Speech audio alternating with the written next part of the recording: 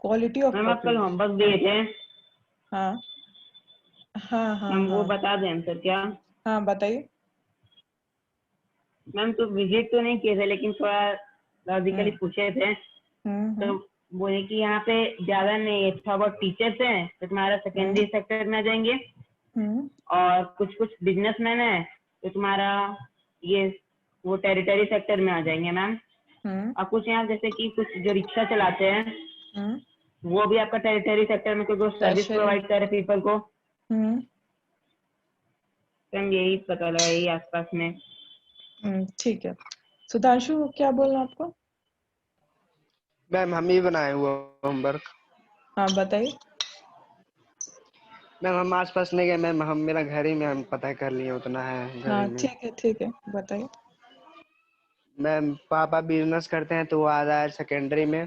हम्म खुद बंदिश भट्टा है हम्म वगैरह सेकेंडरी में। हम्म और एक पुलिस है, हम्म लेडीज पुलिस है, वो आ हम्म गए टर्सरी में। हम्म एक नर्स है, वो भी आ गए टर्सरी में। टर्शरी में। दो टीचर हम्म आ गए, वो भी है हम्म टर्सरी में। हम्म एक है वार्ड कमिश्नर, हम्म तो वो भी होंगे टर्सरी में। हम्म बस मैम इतना ही है। ठीक है, good. Quality of population. The quality of population depends upon the literacy rate. Literacy rate क्या होता है? एक स्टेट में कितने लोग पढ़े लिखे हैं, ठीक है। अगर 100 पीपल हम या 1000 पीपल कंसिडर करते हैं तो उसमें से कितना परसेंटेज ऑफ पॉपुलेशन जो है वो पढ़ा लिखा है। और लिटरेसी का मतलब होता है, इंडिया में लिटरेसी को डिफाइन किया गया है वैसे लोग जो रीड एंड राइट कर सकते हैं, ठीक है। बेसिक एजुकेशन, लिखना पढ़ना और बेसिक मैथमेटिक्स, मतलब जोड़ घटाव करना, पैसा गिन पाना उसको, मतलब डिवीजन मल्टीप्लिकेशन एडिशन सब्सट्रैक्शन, इतना जो लोग इतना समझते हैं उनको लिटरेट कहा जाता है। जरूरी नहीं है कि उनका फॉर्मल एजुकेशन हो, 10th पास ही होना चाहिए या 8th पास ही होना चाहिए, ऐसा नहीं है। जो लोग नॉर्मल लिख पढ़ सकते हैं किसी भी लैंग्वेज में और जिनके पास बेसिक मैथमेटिक नॉलेज हो, उनको हम लोग लिटरेट कहते हैं, ठीक है। और लिटरेसी रेट होता है ऐसे कितने परसेंटेज ऑफ पॉपुलेशन है जिनके पास इतना पढ़ाई लिखाई का स्किल्स है। हेल्थ ऑफ अ पर्सन, ठीक है, indicated by life expectancy and skill formation acquired by the people of the country। Life expectancy क्या होता है? लाइफ एक्सपेक्टेंसी होता है एक पर्सन, अगर ह्यूमन बीइंग के लाइफ को हम लोग 100 years मानते हैं तो उसमें से जनरल जो पॉपुलेशन है वो कितने ईयर्स तक जिंदा रहता है, ठीक है। तो इंडिया में लाइफ एक्सपेक्टेंसी अबाउट 75 years है एज का, ठीक है। जनरल लोग 70 to 75 years तक जीते हैं। जब इतना मेडिकल फैसिलिटीज डेवलप नहीं हुआ था वर्ल्ड में, अगर हम लोग 1800s की बात करें, 1700s की बात कर लें, तो लाइफ एक्सपेक्टेंसी कितना था? 40 years लाइफ एक्सपेक्टेंसी था। 40 years, 45 years, मतलब 50 साल तक होते होते लोग तो बहुत ज्यादा बूढ़े हो जाते थे और ज्यादातर लोग उस एज तक मर जाते थे, ठीक है। जब से मेडिकल फैसिलिटीज बढ़ा है तो लाइफ एक्सपेक्टेंसी बढ़ गया है पॉपुलेशन का। हम लेकिन पहले के कहते थे कि पहले लोग 100 100 साल तक जीते थे। नहीं, ये हम लोग जब भी लाइफ एक्सपेक्टेंसी की बात करते हैं तो अगर 1000 पॉपुलेशन है एक प्लेस का, तो उस 1000 में से 1000 लोग में से ज्यादातर लोग किस एज तक जिंदा है? अगर एक आदमी 100 साल तक जिंदा है या दो आदमी 100 साल तक जिंदा है तो उसको नहीं कंसिडर करते हैं। ज्यादा से ज्यादा लोग कितने साल तक जिंदा रह रहे हैं, ठीक है। Okay ma'am. और इसी तरह से लाइफ एक्सपेक्टेंसी विमेन का ज्यादा होता है, मेन का कम होता है। विमेन का अराउंड 80 years है, मेन का 70 to 75 years है। स्किल फॉर्मेशन मैम क्या ऐसा होता क्यों? है? ये बायोलॉजिकली है, ठीक है। Okay ma'am. स्किल फॉर्मेशन कैसा होता है? स्किल फॉर्मेशन तो हम लोगों ने जाना क्या होता है, पढ़ाई लिखाई करने के बाद जो भी आपके अंदर जिस तरह का काम आप करने की क्षमता डेवलप करते हो अपने अंदर, जो टैलेंट डेवलप करते हो, वो आपका स्किल फॉर्मेशन। तो ये सब लिटरेसी रेट कितना है, लोगों की लाइफ एक्सपेक्टेंसी कितनी है और स्किल कैसा है, इसके बेसिस पे पॉपुलेशन का क्वालिटी कैसा है किसी भी कंट्री का, उसको हम लोग डिफाइन करते हैं, ठीक है।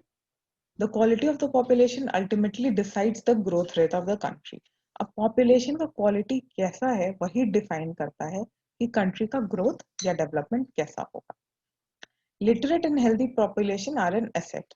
ठीक है, अगर लोग, जैसे हमने उस स्टोरी में देखा, एक लड़का जो लिटरेट भी है, पढ़ा लिखा भी है और हेल्दी भी है, वो ज्यादा अच्छा काम कर पाता है, ज्यादा कंट्रीब्यूट कर पाता है अपने फैमिली को भी और कंट्री को भी।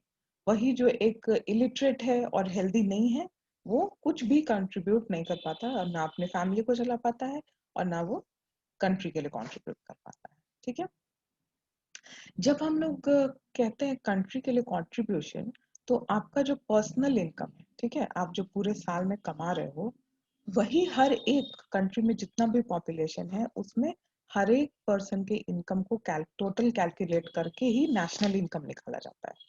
ठीक है, तो एक इंसान का अगर इनकम कम होता है तो वो टोटल नेशनल इनकम को अफेक्ट करेगा।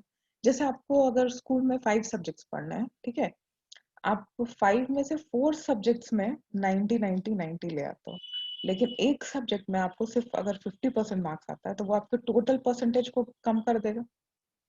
उसी तरह से एक कंट्री में अगर हर कोई 90 रुपीज कमा रहा है, 100 में से 90 रुपीज कमा रहा है, लेकिन एक पर्सन जो है वो सिर्फ 40 रुपीज ही कमा रहा है, तो वो टोटल नेशनल इनकम को घटा देगा। इसीलिए हर एक पर्सन का लिटरेट और हेल्दी होना जरूरी है, तभी हम लोग ये कह सकते हैं कि उस कंट्री का जो पॉपुलेशन है उसकी क्वालिटी अच्छी है। क्वालिटी क्या होता है अनुराग?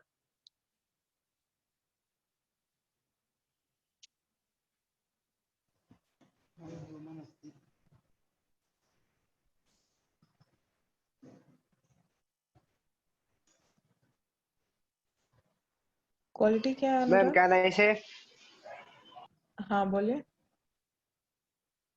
मैम गुण। एग्जैक्टली। तो जिस तरह से हम लोग खाने की क्वालिटी देखते हैं, कौन सा प्रोडक्ट ज्यादा अच्छा है, किसमें गंदगी कम है, साफ सफाई किसमें ज्यादा है, या अगर हम लोग आम, ठीक है, जनरली बिहार में मालदा आम को अच्छा क्वालिटी का माना जाता है। क्यों? क्योंकि उसका टेस्ट और उसको खाने के बाद जो सेटिस्फैक्शन है उसका लेवल ज्यादा है, इसलिए हम लोग उसको अच्छे क्वालिटी का कहते हैं। उसी तरह से पॉपुलेशन भी अगर लिटरेट है और हेल्दी है तो उसके क्वालिटी को हम लोग अच्छा कहते हैं, क्योंकि वो ज्यादा यूजफुल है। एडुकेशन, ठीक है, अब फर्स्ट लिटरेसी रेट जो हमने देखा उसके लिए हम लोग क्या देखते हैं, पहला पार्ट देखते हैं एडुकेशन।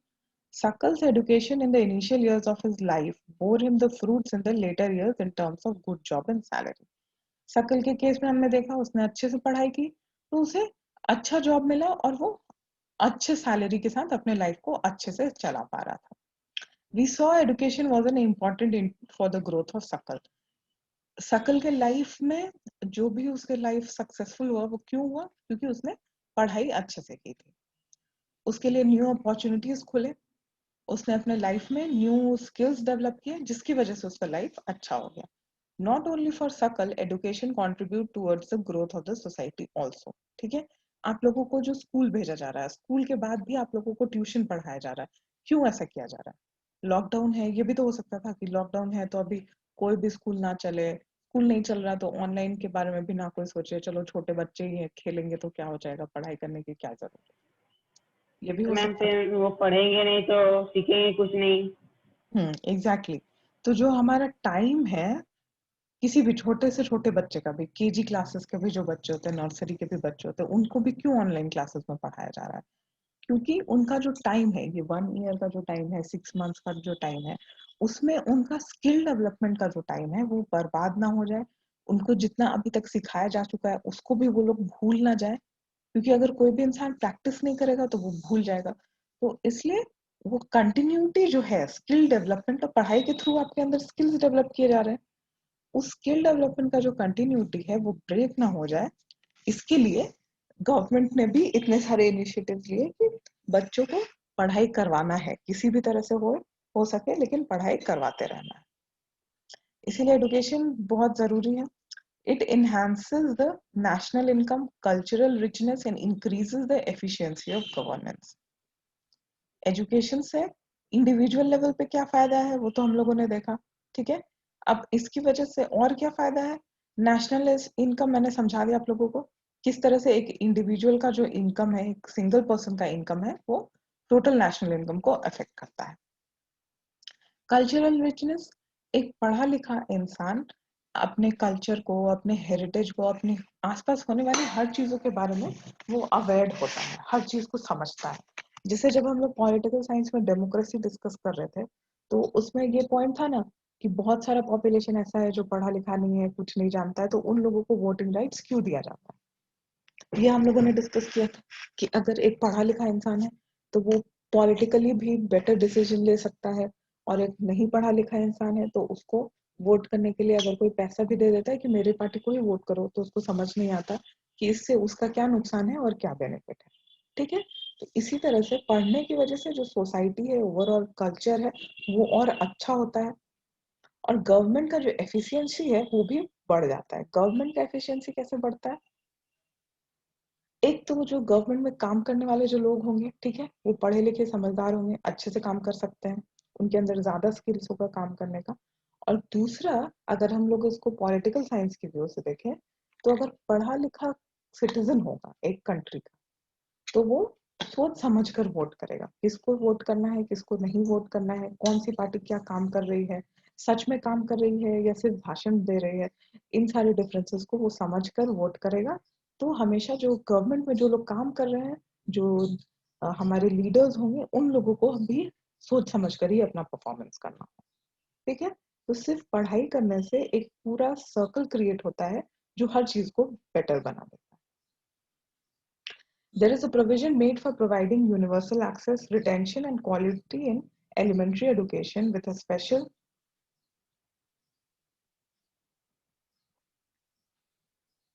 emphasis on girls. अब गर्ल्स के एजुकेशन के लिए गवर्नमेंट ने बहुत कुछ किया है।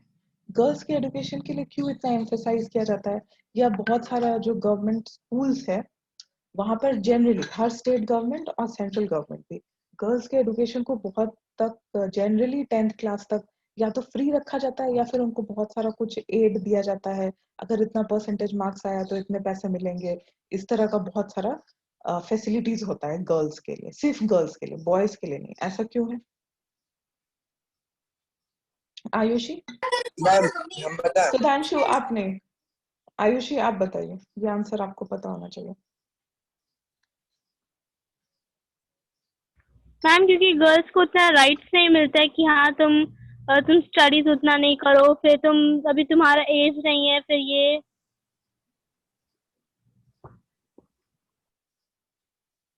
और फिर सोसाइटी में गर्ल्स को लेके क्या प्रॉब्लम है, बताइए बताइए सुधांशु। मैम गर्ल्स को इसलिए पढ़ा रहा है गवर्नमेंट क्योंकि लोग सोचते हैं कि जो गर्ल्स है वो सिर्फ खाना बनाने के लिए ही होती है, और उससे ये भी फायदा है क्योंकि जब लड़का पढ़ता है तो उस कुछ ही बन जैसे कि एक ही दो पूरी पीढ़ी उसकी पढ़ी हुई लिखी रहती है, लेकिन जब लड़की पढ़ी लिखी होती है तो वो अपने बाल बच्चे को भी पढ़ाती है, जिससे कि वो बच्चे भी अपने बच्चे को भी पढ़ाते हैं। इसी के लिए लड़कियों को पढ़ना बहुत जरूरी होता है। एकदम सही, करेक्ट आंसर। अगर लड़कियों को पढ़ाया जाएगा तो चूंकि वो घर को संभालती हैं, पूरे घर के ऊपर उनका इन्फ्लुएंस होता है, बच्चे को बड़ा करने में उनका ज्यादा से ज्यादा रोल होता है। इसलिए अगर एक लड़की पढ़ती है तो वो जॉब करे या ना करे, ठीक है, इकोनॉमिक डेवलपमेंट में उसका डायरेक्ट पार्टिसिपेशन हो या ना हो, फैक्टर्स ऑफ प्रोडक्शन में वो काम आए या ना आए, लेकिन वो पूरे सोसाइटल डेवलपमेंट में उसका रोल काफी अच्छा होता है। इसीलिए जो गवर्नमेंट है वो शुरुआत से ही गर्ल्स के एजुकेशन पे ज्यादा एम्फेसाइज करती है, कि जो लोग ये सोचते हैं कि लड़की को पढ़ाने में क्यों पैसे बर्बाद करें, उनको भी बर्डन ना लगे, और वो लोग किसी ना किसी लालच में आकर गवर्नमेंट की किसी ना किसी स्कीम की वजह से, किसी फैसिलिटी की वजह से अपने बच्चे को स्कूल भेजे पढ़ने के लिए। जैसे मिड डे मील, ठीक है, बहुत सारे ज्यादातर गवर्नमेंट स्कूल्स में मिड डे मील का प्रोविजन है, यहाँ पे स्पेशली गरीब बच्चे पढ़ने जाते हैं वैसे स्कूल्स में। तो वैसे स्कूल्स में बहुत बार अगर आप लोग किसी से बात करोगे तो आपको पता चलेगा कि बहुत सारे जो लोग लेबर क्लास के लोग हैं, या फिर जो लोग घर में सर्वेंट्स का, मेड का काम करते हैं, वो लोग अपने बच्चों को स्कूल इसलिए भी भेजते हैं ताकि उनको एक टाइम का खाना मिल जाए। बच्चा पढ़े या ना पढ़े उससे उनको इतना मतलब नहीं है, लेकिन एक टाइम का खाना मिल रहा है उसके लिए वो लोग स्कूल भेजते।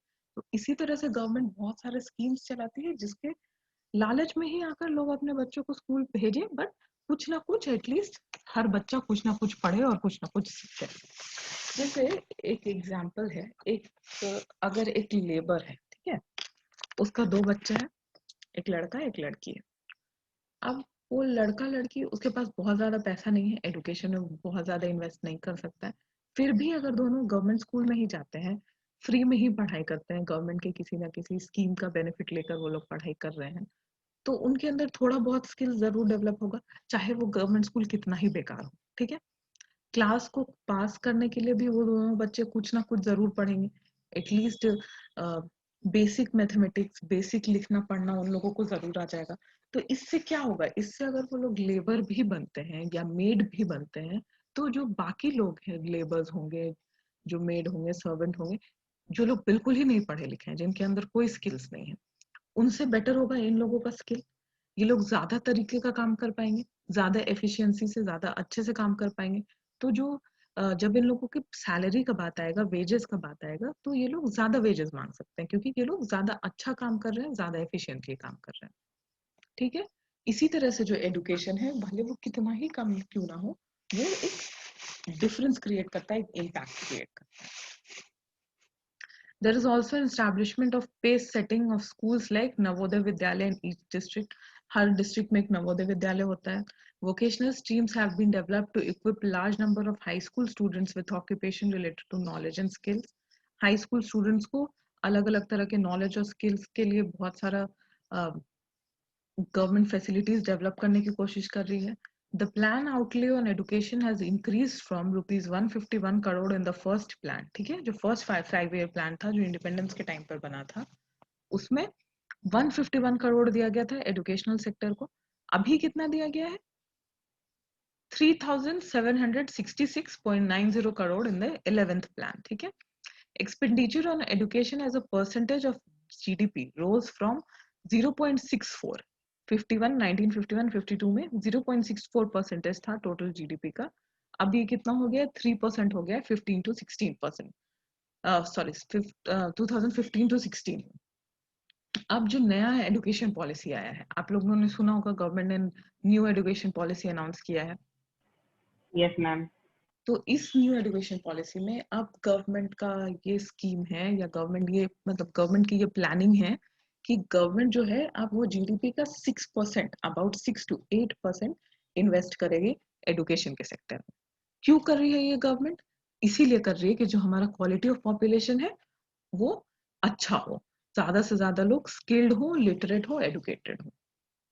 और अगर ज्यादा लोग एडुकेटेड होंगे, तो जैसे हमने जापान का केस देखा था कि अपने ह्यूमन कैपिटल के बेसिस पे उसने अपने कंट्री को डेवलप बना दिया। तो उसी तरह से हमारे कंट्री के लोग, अगर हमारा क्वालिटी ऑफ पॉपुलेशन बढ़ेगा, तो हमारी कंट्री भी डेवलपमेंट में आगे बढ़ेगी। ठीक है, ये पुराने एजुकेशन पॉलिसी के बारे में यहाँ पर दिया हुआ है। Human being is a positive asset and a precious natural resource which needs to be cherished, nurtured, and developed with tenderness and care, coupled with dynamism. Each individual growth represents a different range of problems and requirements. The catalytic action of education in this complex and dynamic growth process needs to be planned meticulously and executed with great sensitivity. मतलब education policy में कहा गया है कि जो human beings हैं वो हमारे सबसे बड़े रिसोर्सेज हैं, ठीक है, और हर इंडिविजुअल ह्यूमन बीइंग के ग्रोथ में डिफरेंट डिफरेंट प्रॉब्लम्स हैं। किसी के घर में पैसा नहीं है, किसी के को भी कोई बीमार है, उसको ज्यादा हेल्थ केयर चाहिए, किसी के घर में कुछ और प्रॉब्लम है, किसी को सोसाइटल प्रॉब्लम है, जो weaker sections of the society है, जैसे SC ST जिनको कहते हैं, या जो ट्राइबल पॉपुलेशन है, उनके पास स्कूल्स नहीं है। तो हर तरह के कैटेगरी ऑफ पॉपुलेशन में डिफरेंट प्रॉब्लम्स है। तो जो एजुकेशन है वो ऐसा होना चाहिए कि वो हर किसी के को बेनिफिट कर सके। लोगों के अंदर डिफरेंट काइंड्स ऑफ स्किल्स, एक पर्सन के अंदर ही different different talents, different different skills develop हो, ताकि वो हर फील्ड ऑफ लाइफ में ग्रोथ कर सके। ठीक है, लिटरेसी रेट का ग्राफ यहाँ पर दिया हुआ है। 1951, एक सेकेंड, 1951 में कितना रेशियो है? ब्लू बार जो है वो टोटल पर्सन है, और इसमें से मेल जो है वो रेड बार है, ग्रीन जो है वो फीमेल बार है, ठीक है। 1951 में कितना कम है, 2011 में कितना ज्यादा वो बढ़ गया है, ये देखने से पता चल रहा है। मैम ये क्या चीज का चार्ट है? लिटरेसी रेट का, इंडिया में कितना लिटरेसी रेट है, कितना परसेंट ऑफ पॉपुलेशन पढ़ा लिखा है, टोटल पॉपुलेशन में से कितना परसेंट ऑफ पॉपुलेशन जो है वो पढ़ा लिखा है, ठीक है। फिर से यहाँ जहां हम लोग पढ़ रहे थे वहां से आते हैं। 3% 2015-16 तक 3% था इन्वेस्टमेंट एजुकेशन में। The budgetary estimate as stated in the budget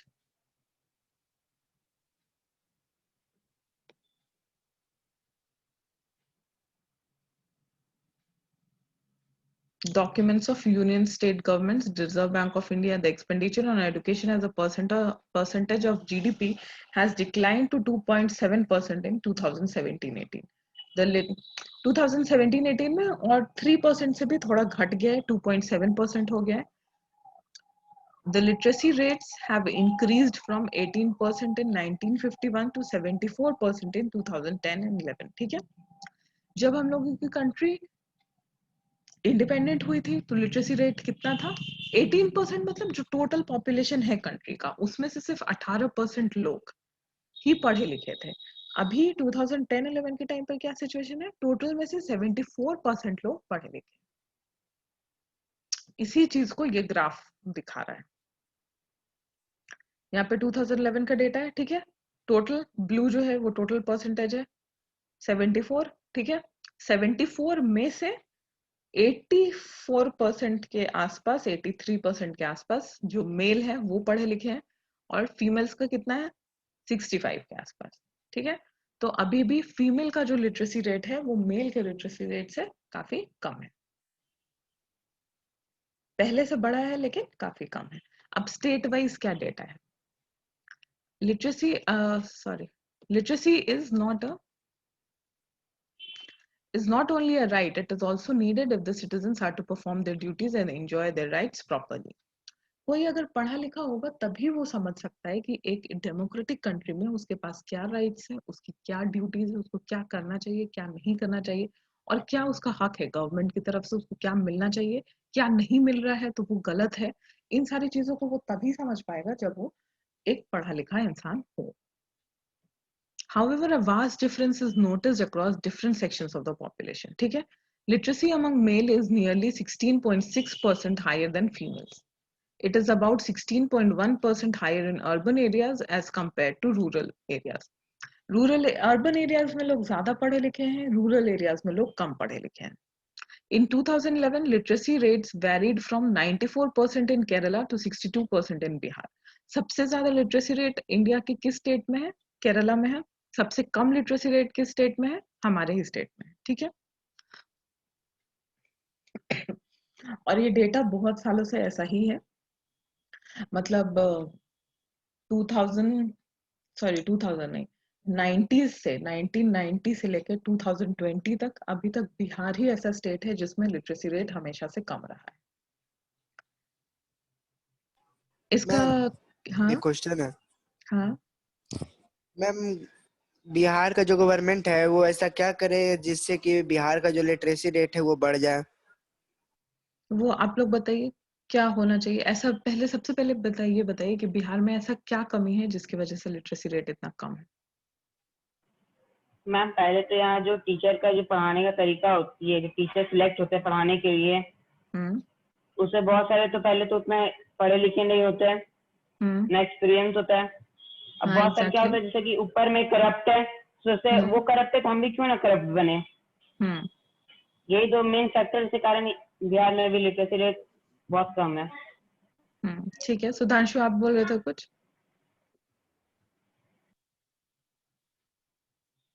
Sudhanshu ma'am इसका इसका एक और रीजन है मैम। मैम बिहार में लोग सोचते हैं ना, बिहार में सबसे ज्यादा लोग मजदूर हैं।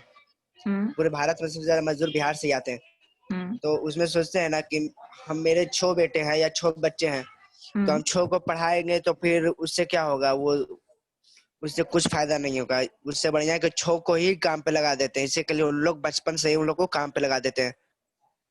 हाँ, जैसे कि exactly. और बच्चे पढ़ने नहीं जा पाते हैं।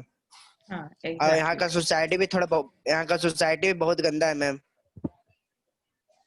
इसी के हाँ, लिए हाँ, exactly. बिहार में के जो लिए भी लोगों, मैम। हाँ, सुधांशु जो कह रहे हो उसका ये मतलब है कि बिहार में जो थॉट प्रोसेस है वो ट्रेडिशनल है या रिग्रेसिव है। यहाँ पर लोग आगे बढ़ने की जगह पर ये सोचते हैं कि आगे बढ़ने से अच्छा है कि जैसा चल रहा है उसको ही चलाते रहो। तो अगर एक इंसान है, वो फिर से 6 बच्चा, उसका भी अगर 6 या 10 भाई बहन था, वो फिर से 6 बच्चा पैदा करेगा, ये बिना सोचे कि अगर वो लोग 10 भाई बहन थे तो उन लोगों ने क्या क्या प्रॉब्लम्स फेस किए। उसको ये लगता है कि 6 बच्चा जितना टाइम बर्बाद करेगा पढ़ने में, पढ़ के स्किल डेवलप करेगा, उसके बाद कमाएगा, उससे अच्छा है कि वो अभी से ही कमाना शुरू करे, जिसकी वजह से उसके अंदर कोई स्किल डेवलपमेंट नहीं होता और फिर उन लोगों के जो लाइफ का अपॉर्चुनिटीज है वो कम हो जाता है। जैसा हम लोगों ने जो स्टोरी देखा था सकल और विलास का, विलास पढ़ने नहीं जाता है, फिर से वो वही काम करता है जो उसके माँ बाप ने किया। बिहार में भी यही सिस्टम है ज्यादातर पॉपुलेशन के बीच में। और दूसरा ये भी है कि लोग जो सीरियस नहीं है, जैसे मैंने अपने गांव में देखा है, वहां पर स्कूल है, ठीक है, जो ओल्डर जनरेशन था, ठीक है, अभी से 2-3 जनरेशन के पहले के जो लोग थे, वो लोग पढ़ने जाते थे, वो लोग सीरियसली पढ़ाई भी करते थे, शहर में जाकर नौकरी भी करते थे, शहर में अपना घर बनाया, अच्छा लाइफ लीड कर रहे हैं। लेकिन जो पॉपुलेशन गांव में रह गया है, वो लोग गांव में स्कूल होते हुए भी स्कूल, अगर स्कूल में या तो एडमिशन नहीं करवाते हैं, एडमिशन करवाते भी हैं तो वहां जाकर पढ़ाई नहीं करते हैं सीरियसली, अच्छे टीचर होने के बाद भी। जहाँ टीचर अच्छा नहीं है उसकी बात नहीं कर रहे हैं, जहाँ अच्छे टीचर हैं वहां पर भी लोग पढ़ाई करने नहीं जाते हैं, पढ़ाई को सीरियसली नहीं लेते हैं, इस बेनिफिट को समझने की कोशिश नहीं करते हैं कि एडुकेशन की वजह से उनकी लाइफ में क्या चेंजेस आएंगे। और वो लोग फिर से वही जो उनके फोर फादर्स, उनका जो जनरेशन, प्रीवियस जनरेशन जो कर रहा था, गांव में फार्मिंग करते हैं। फिर जैसा हम लोगों ने विलेज पालमपुर में देखा था, लैंड छोटा है, फार्मिंग करने से पेट नहीं भरता, घर नहीं चल पाता, फिर बाहर जाकर दूसरे के खेतों में मजदूरी करते हैं, अपने स्टेट में करें या दूसरे के स्टेट्स में, दूसरे स्टेट्स में करें। तो ये जो उनका विशियस सर्कल है वो चलता रहता है, क्योंकि वो लोग एडुकेशन पे ध्यान नहीं देते हैं, अपने स्किल डेवलपमेंट पे ध्यान नहीं देते हैं। ठीक है। और एक और बिहार के लोगों की मेंटालिटी है कि वो लोग मजदूरी करने के लिए बाहर चले जाते हैं, लेकिन अगर कोई जॉब मिले तो क्या सोचते हैं कि नहीं, घर से बाहर जाकर कौन जॉब करेगा, कौन बाहर जाकर सेटल होगा, घर छोड़कर नहीं जाना है। तो बिहार में एक तो इंफ्रास्ट्रक्चरल डेवलपमेंट नहीं है, स्कूल्स का जो रीच है प्राइमरी स्कूल्स का वो बहुत ज्यादा नहीं है as compare to other states. Government उसके लिए कुछ नहीं करती है। एजुकेशन सेक्टर काफी पुअर है, जैसे लक्ष्य ने बताया, जो टीचर्स हैं उनका रिक्रूटमेंट अच्छा नहीं है, अच्छे क्वालिटी ऑफ टीचर्स नहीं है, जिसकी वजह से भी बच्चे स्कूल जाकर पढ़ना नहीं चाहते। और क्या है, और ये है कि बिहार में किसी भी तरह का कोई जॉब अपॉर्चुनिटी नहीं है, गवर्नमेंट सेक्टर में नहीं है, मैन्युफैक्चरिंग सेक्टर में नहीं है, ना टर्शियरी सेक्टर में। तो इसलिए लोगों को ये लगता है कि अगर पढ़ लिख भी लेंगे तो कुछ जॉब नहीं मिलेगा, उससे अच्छा है जो कर रहे हैं वही करो, पढ़ाई लिखाई में क्यों टाइम वेस्ट करना, क्यों पैसे वेस्ट करना। लक्ष्य बोलिए। मैम मेन प्रॉब्लम भी है ना, गवर्नमेंट स्कूल जैसे प्राइवेट स्कूल भी है मैम, यहाँ बहुत खाली है, यहाँ पढ़ाई के लिए प्राइवेट स्कूल नहीं खुला, यहाँ लगता है बिजनेस नहीं करता है क्या, उस तरह प्राइवेट स्कूल को यहाँ किया जाता है। तो उससे देख के गवर्नमेंट स्कूल ही सोचती है कि जब प्राइवेट स्कूल का यही हाल है तो गवर्नमेंट स्कूल क्या हाल होगा, सोच ही सकता है आदमी। ठीक है सुधांशु। मैम मेरा क्वेश्चन ये नहीं था, मेरा क्वेश्चन था ना कि उसको हम क्या करें कि बिहार गवर्नमेंट को क्या करना चाहिए जिससे कि भारत का जो एजुकेशन लेवल है वो हाई हो, वो हम पूछ रहे थे। देखिए, उसके लिए सबसे पहले जो स्कूल्स का रीच है, ठीक है, number of schools, number of primary schools, सिर्फ अर्बन एरिया में नहीं, रूरल एरिया में भी, ठीक है, वो बढ़ाना चाहिए गवर्नमेंट को। ज्यादा से ज्यादा स्कूल्स होना चाहिए ताकि जो लोग पढ़ने जाना चाहते हैं वो पढ़ सकें। फर्स्ट ये है। उसके बाद है कि जो स्कूल्स हैं ऑलरेडी, वहां पर बिल्डिंग का फैसिलिटी, बाकी तरह का जो इंफ्रास्ट्रक्चर फैसिलिटीज होता है, टेबल चेयर, बैठने का फैसिलिटी, ब्लैक बोर्ड, पंखा, ये सब चीज मेंटेन करना होगा। बिहार गवर्नमेंट का ऐसा कंडीशन है कि स्कूल्स को छोड़ दीजिए, ठीक है, जो ऑफिसेज भी है, गवर्नमेंट ऑफिसेज हो, कोर्ट्स हो, वहां पर क्या कंडीशन है, फैन नहीं होता, बैठने के लिए ढंग का टेबल चेयर नहीं होता। मतलब देख के ही लगता है कि पूरा जो गवर्नमेंट सिस्टम है वो गरीब है। तो इन सारी चीजों को बेटर करने के लिए गवर्नमेंट कुछ नहीं करती है। जो भी सरकार बनता है, जिस भी पार्टी का, उन लोगों का क्या मोटिव होता है कि ज्यादा से ज्यादा पैसा उनके पॉकेट में जाए और उन लोगों को कोई भी तरह के पब्लिक सर्विस में खर्च ना करना पड़े, जिसकी वजह से बिहार में कहीं पर भी कोई डेवलपमेंट नहीं होता। उसके बाद जहाँ पर स्कूल है, इंफ्रास्ट्रक्चर है, ठीक ठाक भी है, वहां पर ढंग के टीचर्स नहीं मिलेंगे। टीचर्स या तो स्कूल आते नहीं है, आते हैं तो पढ़ाते नहीं। तो जो बच्चे पढ़ना चाहते भी हैं, उनके पास भी अगर पैसा नहीं है तो वो प्राइवेट स्कूल में पढ़ नहीं सकते और गवर्नमेंट स्कूल में पढ़ाई होती नहीं, तो उनका भी स्किल डेवलपमेंट नहीं होता है। तो इस